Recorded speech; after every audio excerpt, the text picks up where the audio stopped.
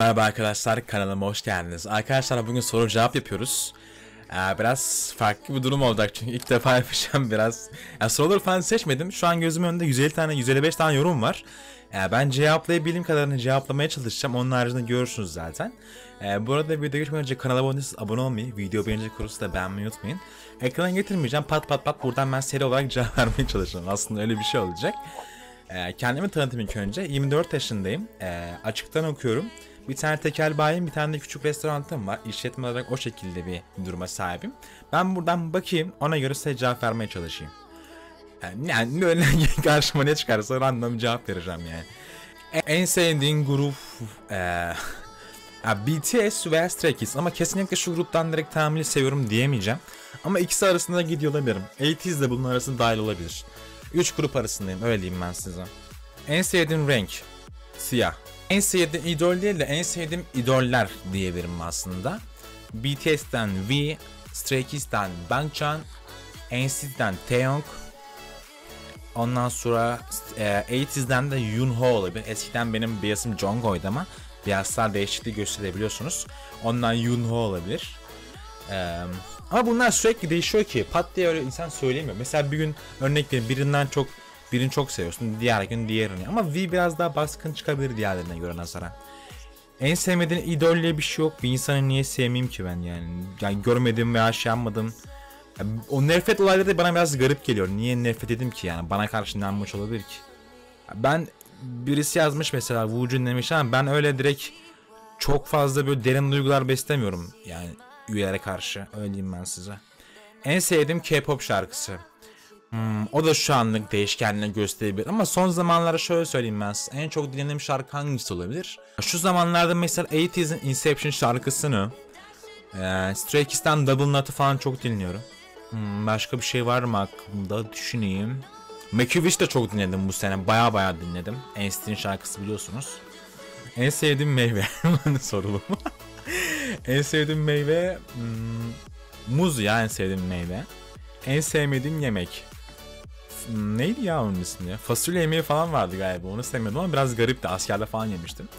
Hangi şehirde oturuyorsun? İstanbul. Doğum günü ne zaman? 4 Aralık.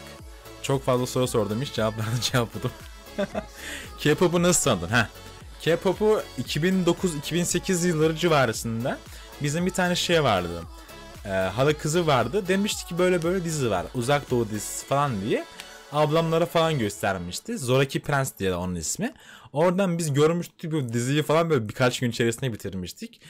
Ondan sonra Dirma'ya falan geçtim ben 2009 yılında falan. Dirma'da IU falan vardı. IU'da biliyorsunuz direkt idollü. Ama ben diziyi bitirdikten sonra falan fark ettim. 2009-2010 civarı çıkmıştı galiba Dirma. Ondan sonra fark ettim. Ondan sonra şey yapmaya başladım. Geçtim böyle bir anda bir dağıldım. Shine'dan, Big Bang'den falan zaten. Super Junior'dan falan böyle çıkamadım yani. Görüşten olsun falan. Böyle baya çıkamamıştım. Kaç yaşındasın? 24. Burcun ne? 24. Burcun ne ya? Burcum yay. En sevdiğin dizi. Kore dizisi ne olabilir? Şu an mesela şey çok iyi gidiyor. En sevdiğin Kore dizisi önceden varsa söyleyecek olursam Sevimi çok güzeldi. Bayağı 10 numaraydı. Ondan sonra hangisi? My Mister de fenaydı. Ayun dizisi falan muazzamdı. Ama şu an mesela şey çok iyi gidiyor. İzliyordum ben en son. Neydi ismini unuttum. Vincenzo'da kanalda falan izliyorduk. O da çok güzel gidiyor. K-pop'ya tanıştıktan sonra hayatın neler değişti? Ya K-pop biraz daha bana böyle şey kattı. Nasıl desem? Neşe kattı böyle. Sürekli böyle içerisinde bulundum, hani sürekli böyle vakit geçirmek istediğim bir mecra oldu. Yani nasıl desem, insana neşe katıyorlar yani, sürekli izliyorsun, böyle güzel duygular besliyorsun, insana sürekli pozitif bir enerji veriyor. Hani insanın algısını çok değiştirebilecek bir şey bence K-pop. Yani insanı çok böyle yani doğru ve düzgün hissettirebiliyor yani. Yani dünyanın böyle yanmacık halinden çıkartıyor seni bana göre. Çok fazla şey var bunun aslında, böyle sürekli söyleyebilirsin yani. Ya bir grup gerçekten hak ettiği değeri almalı dediğin grup, ben öyle şeyler pek takılmıyorum veya sevmiyorum ya. Çünkü nasıl desem, ya çünkü çok fazla öyle grup var. Bir de öyle bir durumdayız ki şu an mesela eskiden kaç tane grup vardı ikinci nesilde. Şimdi o kadar çok şey var ki, yani grup var ki böyle sayamıyorsun yani. Tonlandım. Hani birisi böyle ön çıkması gerekiyor. İnsanın çok fazla farklı yapması gerekiyor. Eskilere bakın mesela, vokallere falan bir tık iyidir. Ama şu an öyle bir danslar olsun, böyle koreografer olsun, böyle yani şey olsun, performans olsun, klipler olsun falan ve uçmuş zirvede, ama ona rağmen değeri almayan insanlar, değeri almayan gruplar falan var. Ya bu böyle biraz daha yarışmalı ve yarışmaya dayalı ve direkt şirketten başlayan bir şey olduğu için ona dayalı bir şey grup. Yani direkt bu şekilde pat diye diyebileceğim bir grup yok. Yani diyebileceğim bir grup yok. Yani çünkü o çok fazla o şey üzerinde fazla düşünmedim ya.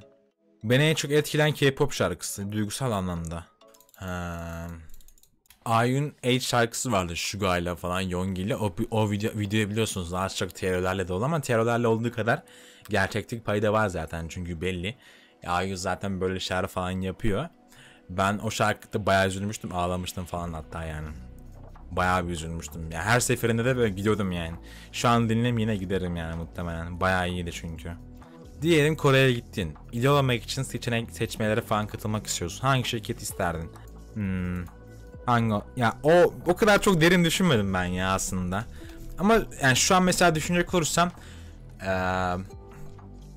erkek olacağım bir şey yapıyı seçmem sanırım. O IG de böyle bir senede falan şarkı çıkardığı için Hybe'yi seçerdim muhtemelen ya. Çok fazla yani yani bana kalmasa küçük şirkete de gitmezdim. Niye gideyim ki abi? Direkt Hybe'ye giderdim yani. Çünkü hepsi mesela mükemmel şirketler değil ama biraz daha olanak sağlayan şirketlerin arasında bence Hybe. Diğerlerine göre. Tepki çekip YouTuber'lar arasında konuştuğun, tanıştığın Twitch'te birisi var mı? Hakan Ateş'le falan konuşmuştum. YouTuber'da direkt başlangıçta neler yapmam gerektiğini falan sormuştum. Öyle. Ama çoğu YouTuber'la iletişimim var ya, konuşuyoruz yani. Yardımlaşıyoruz birbirimize bu arada. Tepki kanalları falan olsun. RJ ile olsun, ondan sonra Rüyal Jane ile falan olsun. Birbirimizle yardımlaşıyoruz yani. Onlar bana söylüyor ne yapmam gerektiğini, ben onlara söylüyorum falan. Birbirimize yardımlaştığımız oluyor. En hızlı fandomuna girdiğin grup hangisi? Stray Kids oldu. Iğdırlıyım bu arada. Onu daha demin sormuşlar, burada gördüm. Çoğu kişinin ilk K-pop başladığı, yaptığı ama şu anda ne salakmışım deyip utandığı ya da pişman olduğu bir şey vardır. Senin var mı? Varsa ne? Yok ya, benim hiç öyle bir şey olmadı bu arada. Neden başladığımı söyledim, bunu görmüştük. YouTube'da çok kızdığım bir olay oldu mu? Çok kızdığım bir olay oldu mu? Bugün aslında bunu topluluk kısmında baya paylaşmıştım. Yani ne oldu olabilir? Yani çok stream kasın diyen tayfa geldi YouTube'a. Ben biraz ona sinir oldum. Hani yani stream kasın, nefes almayın tarzı davranan insanlar olmaya başladı. Ben ona çok sinirliyim abi. Mesela stream kasmayanlar fandomumuzda değildir diyenler falan olmaya başladı. Ne alakası var ki? Yani stream kasmak demek fandomun direkt içinde olduğunu mu belli ediyor? Yani ona verdiğin sadece stream kasarak mı destek veriyorsun? Yani insanların zamanı olmayabilir. Ben mesela geliyorum. 8 saat 7 saat çalıştığımı varsayın. Günde 2 tane video çekiyorum. Hani bunu editlemesi falan var. Düşünün, kendime daha zor vakit ayırıyorum. Bir de gideceğim stream mi kasacağım? Nasıl kasacağım ki? Boş vakti olan insan veya değer vermek, yani direkt o andaki destek verme insan verir. Ama insanların vakti yoksa yani vermez. Vakti olsa bile vermek zorunda değiller. Ki fandomundan ya bu yanmayarak falan çıkarsın veya hani fandomuna layık değilsin diyeme hakkı kimse de yok bence. Yani insanların bulunabileceği bir şey. Adam albüm desteği yapar. Ben yarın öbür gün mesela bir tane albüm alacağım. Albüm desteği yapar. Ondan sonra başka ne var? Ondan sonra mesela gider oylamalarda falan oy verir. Ama kimsenin stream kasmayı yani ne bileyim etkilemesi ve karışması haddine değil bence. Herkes istediğini yapar.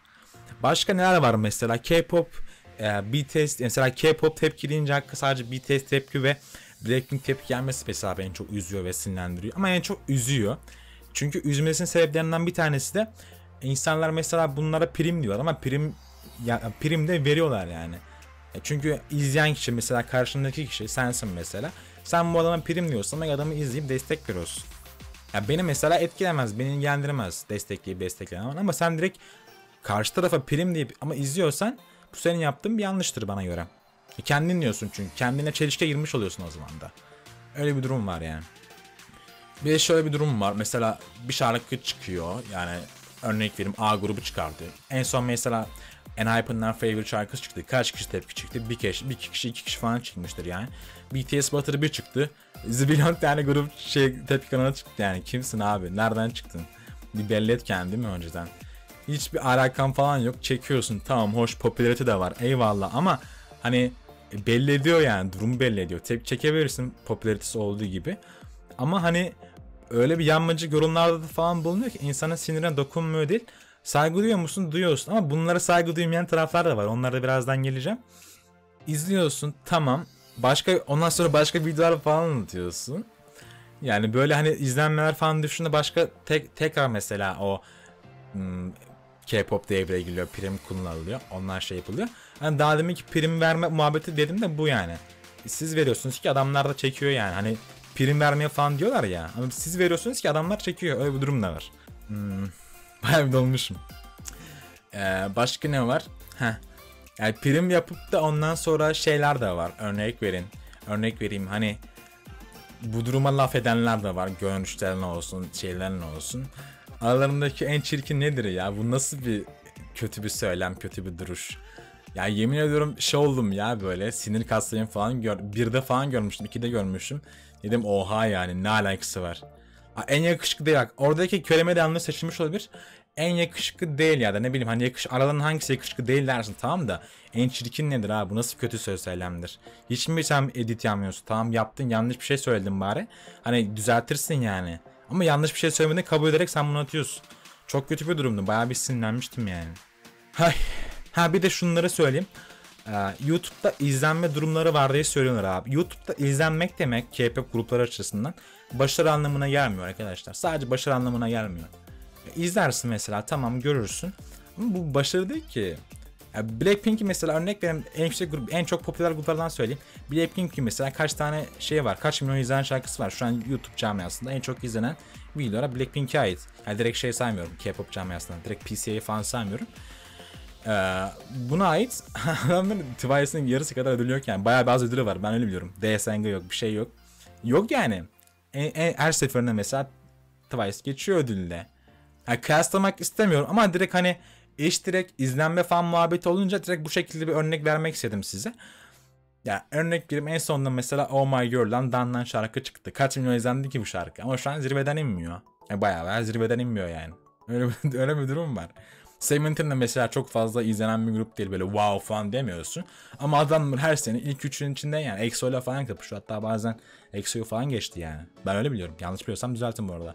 Albümde falan geçiyor yani. Vuruyor geçiyor. Adamların vokali falan çok iyi. İzlenmelere bakıyorsun. Pek bir şey değil. Pek bir şey fark etmiyor. Bir de bu izlenme falan aklıma şey geldi. Yani BTS mesela az şarkı çıkarmış denilmiş. Bayağı bir güldüm ona, yarıldım yani. Az mı şarkı çıkarmış, bir bak abi. Yani yazıyorsun Google'dan ama BTS kaç tane şarkı çıkarmış zaten çıkıyor yani. Bir şey yapmana gerek yok ki, her şey zaten meydanda yani. Araştırmak çok şey değil ya. İlla bilgin olmasına gerek yok. Benim de bak fazla bilgim olmuyor. Ama bakıyorum mesela. Ya örnek günde mesela kaç tane grup çekiyorum. Zibilyon tane bilmediğim. Yani bazılarını bilmiyorum, hani bilmemek doğal, normal hakkım ya, her gruptan bilgi sahibi olamam ki. Yani çoğu grupta mesela bazı gruplarda var ama bazı gruplarında da yok. Direkt ama bakıyorum yani, bakmak zorundayım. Bakmak ayrıcalık, tamam, hani bilmeyen insan şey yapar ama sen video çektiğin için veya bu şekilde bakmak zorundasın. Bakmıyorsan da o durum hakkında yorum yapmaman gerekiyor. Hani bilmediğin bir şey hakkında düşünmen gerekiyor. Acaba ben mesela fark ettiyseniz şey derim, konuşurum mesela, şey derim. Hani arkadaşlar bilmiyorsam ya düzeltin falan diyorum yani. Ama sen bunu demiyorsun. Dümdüz söyleyince biraz garip duruyor. Neyse, bayağı konudan saptık. Sence 4. jenerasyonun en başarılı kız grubu, kız ve erkek grubu? Bu biraz tehlikeli bir soru.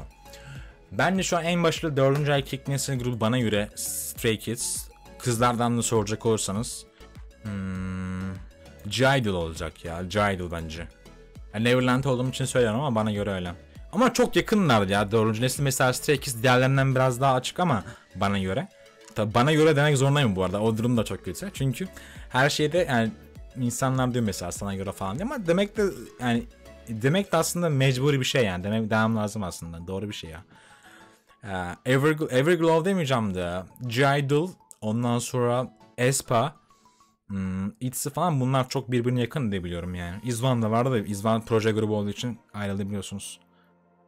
Bazı kişinin bilmeyen grupların bilinmesi nedeni büyük gruplara bağlıyor. Ama bu yani bilinmeyen grupların bazı kişiler bilmeyen grupların bilinmesi nedeni büyük gruplara bağlıyor. Saçma bir şekilde. Bu konu hakkında ne düşünüyorsun? Ya bence bak, büyük grupların olması demek, ben mesela BTS'e çok tutuldum, tamam, BTS'e bayağı bir içerisindeydim. BTS sayesinde mesela şu an Stray Kids tanıdım veya ACE'ı tanıdım ya da veya ne bileyim NCT'yi tanıdım. Ya öyle bir durum da var. Biraz daha işin farklı tarafından bakmak gerekiyor. Ya adam yani kızı mesela Blackpink'i tanımıştır. Oradan mesela Twice'e geçmiştir. Oradan mesela ITZY, Everglow'a, ne bileyim CLC'ye falan böyle geçmiştir. Yani öyle bir durum da var. Sadece bu yönde bakmamak gerekmiyor. Hani mesela adam BTS'i tanıyor. BTS'ten çıkmıyor. Tamam, ona eyvallah. Ama BTS'ten farklı gruplara falan geçen ne var? Direkt K-pop BTS'ten mesela farklı gruplara geçenler de var. Öyle bakmak da gerekiyor. Sadece bir taraftan bakmamak gerekiyor. Her tarafı çünkü eğlen bir şey. Ya örnek verim, yani dediğin gibi, daha demin söylediğim gibi, ona bakarsın, o ona baktıktan sonra diğerini merak eder, öyle gider. Bazıları mesela var, bu grup içerisinden haricinde çıkmaz. İki tarafa ayrılabilir yani bu sorun cevabı. Şimdiki gençlere bir tavsiyem var mı? K-pop. Ya ben şimdiki gençlere bir tavsiyem var. K-pop alakasıyla sordu herhalde. Grupları sadece sevin veya best şey yapın arkadaşlar. Çok fazla böyle hani nasıl desem, geleceğinizi önde tutmayın. Ya geçenlerde intihar edenler falan oldu ya. Abileri falan çıkıyor diye. Yani öyle durumlar oldu. Yani bu gülünecek bir şey değil ama hani nasıl desem, olmaması gereken bir şey. Allah huzur için yatsın ama yani böyle bir şey aslında olmaması gerekiyor. Yani tavsiye var mı diye soracak olursanız da normal dinleyin arkadaşlar. Çok fazla böyle hani şey yapmayın. Direkt işin içine çok fazla kapılmayın. Ya bana soracak olursanız ben öyleyim. Ama siz mesela kanınız kaynıyor olabilir. Hani çok fazla böyle izlemek istiyor veya şey yapmak istiyor olabilirsiniz. İzleyin ama normal bir şekilde izleyin. Ya çünkü çok fazla satanlar oluyor. Hani ben geçen gördüm. Biraz garip olacak. Bir video falan izlenecek mesela. Uzak çekim falan var. Adam bir şey diyor yani, kız işte, bilmiyorum kimse artık, cinsiyeti ismi yazıyordu sadece. Oradan da cinsiyetini anlamam. Bu video bitsin diye ben yakından ondan sonra videonun mesela devamını, yani ileride mesela kendim zoom yaparak izleyeceğim falan diyordu yani. Çok farklı yerlere falan gidiyor çünkü durum. Ya birazdan normal bir şekilde bakın işin içine bence. Çok fazla böyle derinlere inmeyin yani K-pop durumunda. Duygu besleyin, tamam, sevin. Ben de seviyorum mesela ama hani böyle 24 saatinizin 20 saatini K-pop'ta falan harcamayın. Ya çok fazla böyle için içine girmeyin yani, onu demek istiyorum. Dışarıdan bakın, izleyin ama çok fazla böyle derinlere inmeyin yani, demek istediğim o. En sevdiğin jenerasyon. En sevdiğim jenerasyon 2 idi ya. Ama şu an 4'tekiler de bence çok iyi. 3'tekiler bence bir tık zayıftı. 4'tekiler bence çok iyi. Ya 3'tekiler de aslında şimdi bir dakika dur, kafam karıştı. Ben 2'ye çok duygu besledim. Şöyle diyeyim, en sevdiğim jenerasyondan ziyade. 2'ye çok duygu besledim. 3'ü çok sevdim. 4'ler çok yetenekliyim. Yani sevdiğim olarak söyleyecek olursam şu an 4'ü izlediğim için 4'ü daha fazla sevgi besliyorum. Ama 2. nesil zamanında izlediğim zaman da onları çok besliyordum yani. Şu an 4'te daha iyiyim. Fandom olduğunun gruplar kim? Çok fazla var ya. Fandomluk da bence biraz garip ya. Çünkü fandom bence, bazıları var mesela fandomu sevsen veya üyeleri bilsen yetiyor. Bazıları var mesela desteklemen gerekiyor diyor. Mesela stream kasman gerekiyor diyor. Örnek vereyim, başka ne olsun, albümlerini alman gerekiyor falan diyor. Bazıları mesela hani oy veya vesaire falan verildiğinde o şekilde vermen gerektiğinden falan bahsediyor. Ben öyle bir şey yapmıyorum ama direkt bu dediğim şekilde fandom'a girildiğini öngörüyoruz. Çünkü herkese göre fandom'a girmek farklı. BTS, Stray Kids, ATEEZ, NCT çok fazla var. Ondan yanlış eksiklik söyleyebilirim. TXT, Enhypen gibi tam değil. Kızlardan G-Idol, G-Idol, Everglow, Blink, Twice, ITZY de var. Öyle yani. Çok fazla var ya. Çok fazla sevdiğim veya böyle içerisinde takip ettiğim grup çok fazla var yani. Bir de özellikle fazla işin içerisine girdiğimde daha çok oldu. Visually beğendiğin idoller kim? Iron, direkt Everglow'da biliyorsunuz. V, ondan sonra başka kim olabilir? Jisoo. Bu arada ben direkt visual, hani direkt visual, hani visual direkt hani pozisyon alıyorlar ya, direkt ona göre söylüyorum direkt. Yoksa aletten visual'ı beğendiğim çok fazla şey var. Grup üyesi var. Onun haricinde pek bir şey gelmiyor aklıma. Taeyong falan çok. Taeyong zaten böyle şey ya, multi bir şey yani, idol. Çok fazla sevilebileceği yönü var. Ne tarz dizi film izlersin? Fantastik. Anti olduğum veya sevmediğim grup veya idol yok arkadaşlar. Niye anti olayım ki bir gruba? Çok saçma geliyor bana böyle şeyler. Normal dümdüz izliyorum, geçiyorum yani. İzlemediğim gruplar oluyor mu? Oluyordur. Ama direkt izlemediğim anlamı şeye gelmiyor yani direkt. anti olacağım anlamına gelmiyor yani. İzlemiyorum, o kadar. Bu anti olmak durum biraz şey, bana böyle biraz saçma geliyor. Uzaktan görmediğim veya sevmediğim insan bu kadar sevmeyip nasıl nefret edebiliyorsun ki? İdolüm olarak sadece V'ye mesela örnek alıyordum. V'nin çok fazla neşeli olduğu zamanlar. Şu an o kadar neşeli değil ama o zamanlar falan böyle bayağı bir iyiydi ya. Çok fazla gülüyordum, hatta yani davranışlarım ve halim falan ona falan benzemişti. Çok fazla bir enerjik ve içten birisi olmaya başlamıştım. En sevdiğin Koreli kadın oyuncu Seo Ye-ji'ydi ama o da biraz ismi tam söyledim, emin değilim. O da son zamanlar sıkıntılar falan çıktı, şu an tam emin değilim. Aslında yine seviyorum da pek bir şey diyemeyeceğim çünkü bu çıkan böyle yani ne bileyim değişik olaylara falan böyle pek ben böyle dahil olamıyorum yani. Bilinmeyen çok fazla yüz oluyor ama tamam hani kanıtlar falan çıkıyor da bilinmeyen çok şeyler olduğu için böyle tamamıyla o budur falan diyemeyeceğim. En sevdiğim Koreli erkek oyuncu kim olabilir? Kim? Düşünüyorum. Aklıma bir şey gelmiyor. Kimse oyun ya, nasıl gelmiyor lan, pardon, kimse oyun. Aynen. Bu kanalı neden açtın? Ben zaten çok önceden bir açmak istiyordum. Baya istiyordum yani. Ama bir türlü böyle hani açmaya şeyim yoktu böyle. Hani nasıl açacağımı falan böyle tam olarak bilmiyordum veya nasıl yapacağımı bilmiyordum. Ondan sonra bir anda bir başladım. Bütün her şeyi falan aldım. Ve neden açtın diye soracak olursanız, ya ben zaten çok seviyorum ve beni böyle şey yaparsınız. Ben önceden söylemişimdir zaten. Beni yakından bilenler varsa biliyordur. Günde zaten en az 1 saatim 2 saatimi böyle tepki videoları falan izleyen birisiyim. Tepki çekmeyi falan böyle bayağı, tepki izlemeyi falan bayağı seviyordum. Bayağı bayılıyordum. Ondan falan açtım ve içerisindeyim yani. Ben kendim zaten bütün izlediğim bir şey ve sürekli olarak teknolojiyle falan uğraşıyordum ve ben zaten YouTube açmadan önce de canlı yayın platformunda direkt canlı yayınlar falan açıyordum. O yüzden direkt böyle bir şey yapmaya başladım. K-pop dinlediğin için hiç linçlendin mi? Linçlenmedim ama hani direkt dalga konusu falan oldu tabii. Herkes olmuştur. Klasik zaten. Ya öyle insanlara zaten böyle hani cevabımı vermişimdir yani. Normal dümdüz izliyorum abi. İzlemeyi sevdiğim için izliyorum. Bu kadar basit. Bu kadar fandomda olmak zor mu? Çok zor. Bayağı zor hatta. Bu kadar grup tanımak da zor. Çok zor. Herkesi öğrenmek istiyorum. Bilmek istiyorum. Bildiğim çok grup var ama herkesi bilmek istiyorum. Ama çok zorlanıyorum. Bayağı zor çünkü yani. K-pop hangi grupla tanıdın? Ya K-pop hangi grup o kadar çok oldu ki 11-12 yıl oldu ki şu grupla tanıdım diyemeyeceğim ama IU'da gördüm yani direkt. Ama grup olarak Shine mı, Big Bang mi, şey mi direkt Suju mu falan bilmiyorum yani, hatırlamıyorum. Fandomunda olduğum gruplardaki Bias'tanım. Bu çok sıkıntılı bir soru. BTS'ten V, Stray Kids'ten yok, tek seçemediğim Bias grubu herhalde. Blackpink'ten Jisoo, 80's'den Jungkook, Yoonho oldu şu an. NCT'den Taeyong. Başka kim var? Everglow'dan Iron. ITZY'den Ryujin. G-Idol'dan Soojin. Başka kim var lan? O kadar çok grup saydım ki. Aespa benim bir asım. O kadar çok şey oldu ki hani fandomunda olduğum grupları falan unuttum yani. YouTube kanalı kapatmayı hiç düşündün mü? Kapatmayı hiç düşünmedim. Ya zaten yeni başladım ama direkt bir ara mesela ben 3 video falan atıyordum. Bilenler varsa biliyordur beni. Manyak 3 video falan atıyordum. Sonra 2'ye falan çektim. Sonra 1'e çektim. Bir ara dedim ki hani 2-3 günde bir mi atayım falan diye düşündüm. Hatta yazdım da yani toplulukta falan atayım falan diye böyle. Yoruluyorum tarzında. Çünkü yoruluyorum yani. Bayağı yoruluyorum. Bir de eskiden edit falan yapmayı bilmiyordum. Şimdi böyle edit yapmayı öğrendim. Ondan sonra kendim küçük fotoğraflar yapıyorum ya, mesela küçük resim görüyorsunuz. Onların direkt koordinatlarını ve boyutlarını falan öğrendim. Bayağı bir değişik oldu ya.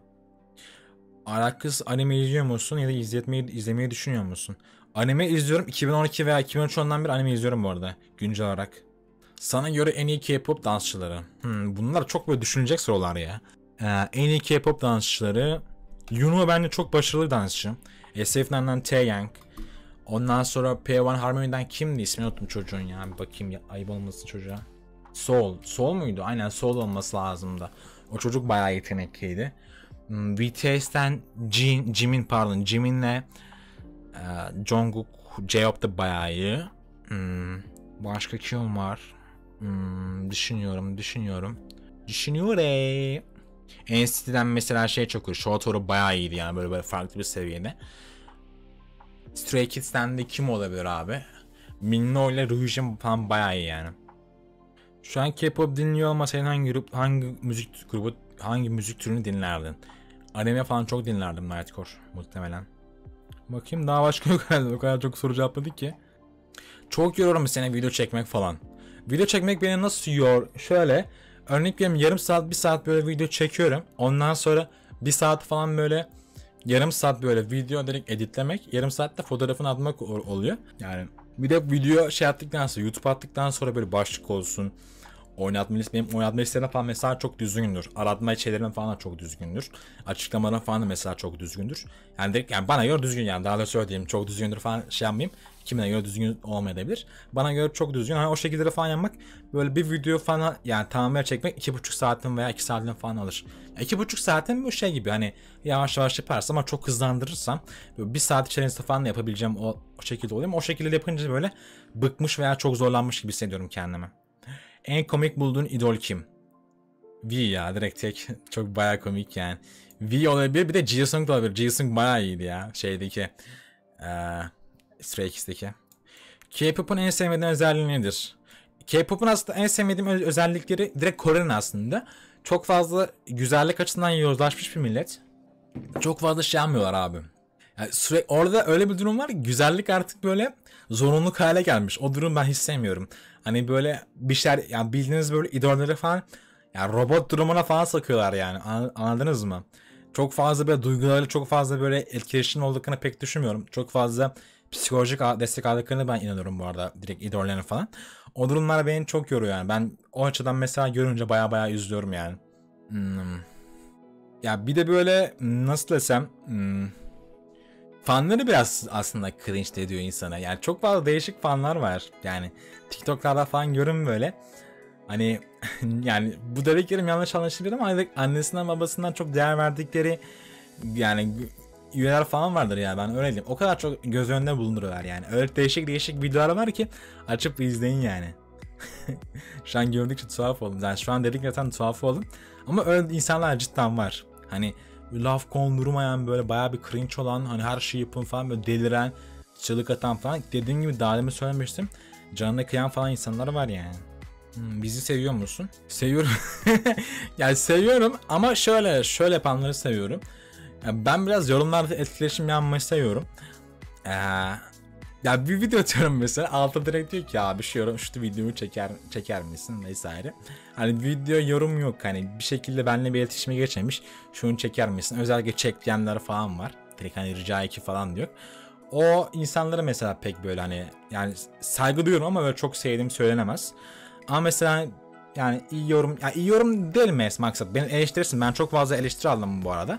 Yani çok fazla eleştiri değil. Çok fazla eleştiri almadım ama hani çok fazla böyle yani beni biraz eleştirip de nasıl düzgün eleştiren ve saygı çerçevesinde eleştiren insanlar da vardı. Onlar da mesela saygı duyup bize gibi besledim. Çünkü mesela bu kamerayı büyütme falan durumlarında onlar mesela yardımcı falan oldular.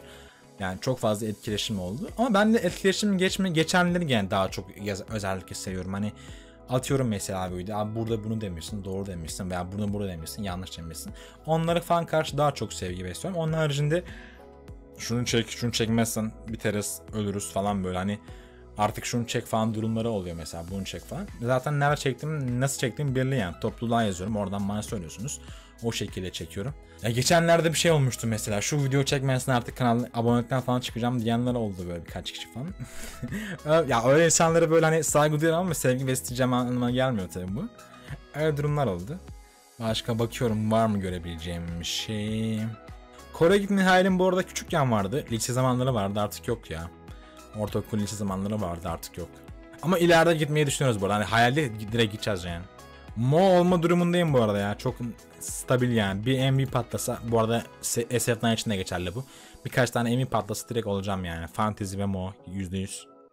Bende zaten Mo'nun da kocaman posteri var. Bu kadar ya, bitirelim bu arada. Çok fazla uzun oldu herhalde arkadaşlar video, bilmiyorum. Video siz beğenmeyi unutmayın. Kanala abone değilseniz abone olmayı unutmayın. Umarım dediklerim hoşunuza gider. Yani farklı bir soru veya bir şeyiniz varsa soru cevaplar 2'de yaparız. Ona göre devam ederiz. Kendinize bakın, görüşmek üzere. Bay bay.